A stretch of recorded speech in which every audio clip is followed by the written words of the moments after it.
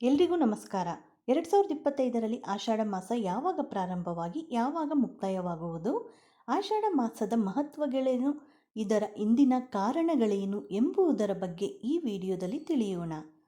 ಆಷಾಢ ಮಾಸವು ಕರ್ನಾಟಕದಲ್ಲಿ ಅನುಸರಿಸುತ್ತಿರುವ ಸಾಂಪ್ರದಾಯಿಕ ಹಿಂದೂ ಕ್ಯಾಲೆಂಡರ್ನಲ್ಲಿ 4ನೇ ತಿಂಗಳು.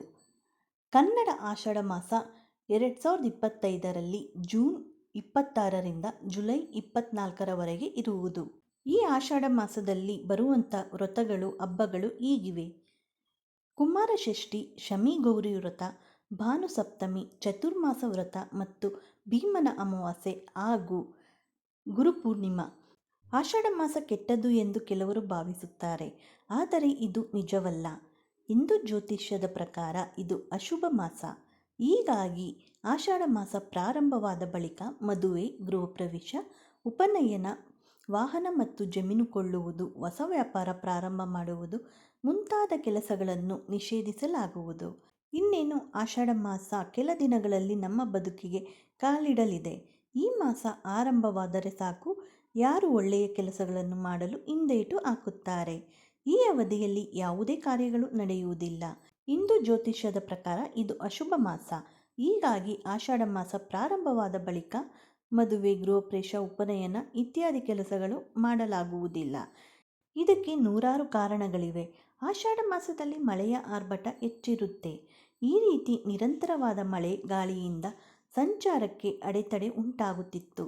ಈ ಎಲ್ಲ ಕಾರಣಗಳಿಂದ ಆಷಾಢ ಮಾಸದಲ್ಲಿ ಶುಭ ಕಾರ್ಯ ಮಾಡಲು ಅನಾನುಕೂಲವಾದ್ದರಿಂದ ಶುಭ ಕಾರ್ಯ ಮಾಡುವುದನ್ನು ನಿಷೇಧಿಸಿದ್ದರು. ಈ ಮಾಸದಲ್ಲಿ ಹೊಸದಾಗಿ ಮದುವೆಯಾದ ದಂಪತಿಗಳು ಬೇರೆ ಬೇರೆಯಾಗಿರುತ್ತಾರೆ. ಇದು ಆಷಾಢ ಮಾಸದ ನಿಜವಾದ ಮಹತ್ವಗಳನ್ನು ಹೇಳುತ್ತದೆ. ಆದರೆ ಇದರ ಹಿಂದಿನ ಸಿದ್ಧಾಂತ ಬೇರೆ ಇದೆ. ಈ ಅವಧಿಯಲ್ಲಿ ಹೆಣ್ಣು ಗರ್ಭ ತಾಳಿದರೆ ಆಕೆ ಚೈತ್ರ ಮಾಸದಲ್ಲಿ, ಅಂದರೆ ಬೇಸಿಗೆ ಕಾಲದಲ್ಲಿ ಮಗುವಿಗೆ ಜನ್ಮ ನೀಡುತ್ತಾರೆ. ಬೇಸಿಗೆ ಅವಧಿಯಲ್ಲಿ ಆಕೆಗೆ ಹೆಚ್ಚು ತೊಂದರೆಯಾಗಬಹುದು. ಇದರಿಂದ ಜನರು ಇದನ್ನು ಸಹ ನಂಬಲು ಆರಂಭಿಸಿದರು. ಇನ್ನು ಅತ್ತೆ ಸೊಸೆ ಬೇರೆ ಬೇರೆ ಇರುತ್ತಾರೆ. ಮದುವೆಯಾದ ಹೊಸ ವರ್ಷದ ಅತ್ತೆ ಸೊಸೆ ಆಷಾಢ ಮಾಸದಲ್ಲಿ ಕೂಡಿ ಒಂದೇ ಮನೆಯಲ್ಲಿ ವಾಸಿಸುವುದು ನಿಷೇಧ ಎಂದು ಕೆಲವು ಕಡೆ ಪದ್ಧತಿ ಇದೆ. ಇದಕ್ಕೆ ಸರಿಯಾದ ಕಾರಣ ಇಲ್ಲವಾದರೂ ಆಷಾಢ ಮಾಸದಲ್ಲಿ ಮಳೆ ಹೆಚ್ಚು ಇರುವುದರಿಂದ ಹೊಲಗದ್ದೆಗಳಲ್ಲಿ ಮತ್ತು ಮನೆಯಲ್ಲಿ ಹೆಣ್ಣು ಮಕ್ಕಳಿಗೆ ಕೆಲಸ ಕಾರ್ಯಗಳು ಹೆಚ್ಚಿರುತ್ತವೆ. ಅತ್ತೆಯಾದವರು ಸೊಸೆಗೆ ಹೆಚ್ಚು ಕೆಲಸದ ಒತ್ತಡ ತರಬಹುದು. ಇದರಿಂದ ಇವರಿಬ್ಬರಲ್ಲಿ ವೈಮನಸ್ಸು ಉಂಟಾಗಬಹುದು, ಜಗಳಕ್ಕೆ ಕಾರಣವಾಗಬಹುದು ಎಂದು 1 ತಿಂಗಳ ಕಾಲ ತವರು ಮನೆಗೆ ಕಳಿಸುವ ಸಂಪ್ರದಾಯ ಬಂದಿರಬೇಕು. ಇದು ಆಷಾಢ ಮಾಸದ ಮತ್ತೊಂದು ಮಹತ್ವ. ಈ ಅವಧಿಯಲ್ಲಿ ರಥಯಾತ್ರೆ, ಚತುರ್ಮಾಸ ಯಾತ್ರೆ ಮುಂತಾದ ಪೂಜೆ ಹಾಗೂ ವ್ರತಗಳು ಆಷಾಢ ಮಾಸದಲ್ಲಿ ಜನಪ್ರಿಯವಾಗಿದೆ. ಭಕ್ತರು ಈ ಪೂಜೆ ವ್ರತವನ್ನು ಭಕ್ತಿ ಸಮರ್ಪಣೆಯೊಂದಿಗೆ ಆಚರಿಸುತ್ತಾರೆ. ಆಷಾಢ ಮಾಸದಲ್ಲಿ ಶುಭ ಕಾರ್ಯಗಳು ನಡೆಯದಿದ್ದರೂ ಈ ಪೂಜೆ ವ್ರತಗಳನ್ನು ಮಾಡಬಹುದು. ಈ ತಿಂಗಳ ಆಚರಣೆಗಳ ಮೇಲೆ ನೀವು ಗಮನ ಹರಿಸಿದರೆ ಎಲ್ಲ ಆಚರಣೆಗಳು ಒಂದು ವಿಷಯದ ಕಡೆಗೆ ಸೂಚಿಸುತ್ತಿವೆ ಮತ್ತು ಅದು ಮಳೆಗಾಲದ ಆರಂಭವಾಗಿದೆ ಎಂಬ ಅಂಶವನ್ನು ನೀವು ತಿಳಿದುಕೊಳ್ಳುತ್ತೀರಿ. ಆಷಾಢ ಮಾಸದ ಮಹತ್ವ ಹೀಗಿದೆ: ಈ ಮಾಸದಲ್ಲೇ ಶಿವಪಾರ್ವತಿಗೆ ಅಮರತ್ವದ ರಹಸ್ಯ ಹೇಳಿರುವುದು.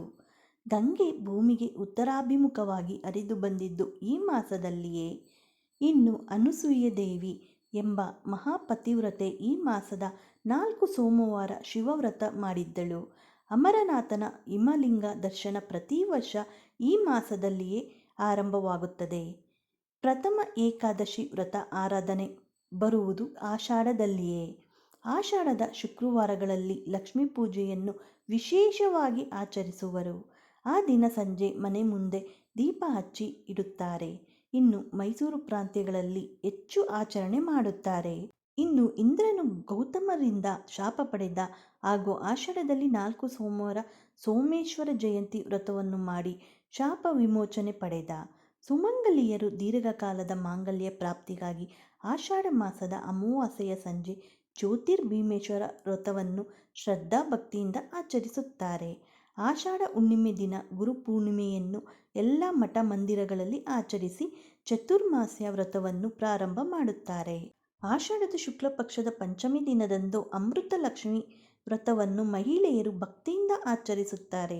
ಈ ಎಲ್ಲ ಮಹತ್ವಗಳು ಆಷಾಢ ಮಾಸದಲ್ಲಿ ಇರುವುದರಿಂದ ಈ ಮಾಸವೂ ಸಹ ವಿಶೇಷವೇ ಆಗಿದೆ. ಇನ್ನೊಂದು ವಿಶೇಷ ಎಂದರೆ ಮೈಸೂರಿನ ಚಾಮುಂಡೇಶ್ವರಿ ದೇವಿಯ ಜನ್ಮದಿನ ಬರುವುದು ಈ ಮಾಸದಲ್ಲಿಯೇ. ಈ ವಿಡಿಯೋದಲ್ಲಿ ಆಷಾಢ ಮಾಸ ಯಾವಾಗ ಮತ್ತು ಆಷಾಢ ಮಾಸದ ವ್ರತಗಳು ಮತ್ತು ಅದರ ಮಹತ್ವವನ್ನು ವಿವರವಾಗಿ ತಿಳಿಸಿದ್ದೇನೆ. ಈ ಮಾಹಿತಿ ಏನಾದರೂ ನಿಮಗೆ ಉಪಯುಕ್ತವಾಗಿದೆ ಅಂತ ಅನಿಸಿದರೆ ಲೈಕ್ ಮಾಡಿ, ಹಾಗೆ ಎಲ್ಲರಿಗೂ ಶೇರ್ ಮಾಡಿ. ಮತ್ತಷ್ಟು ವಿಡಿಯೋಗಳಿಗೆ ನಮ್ಮ ಚಾನಲ್ನ ಸಬ್ಸ್ಕ್ರೈಬ್ ಮಾಡಿ.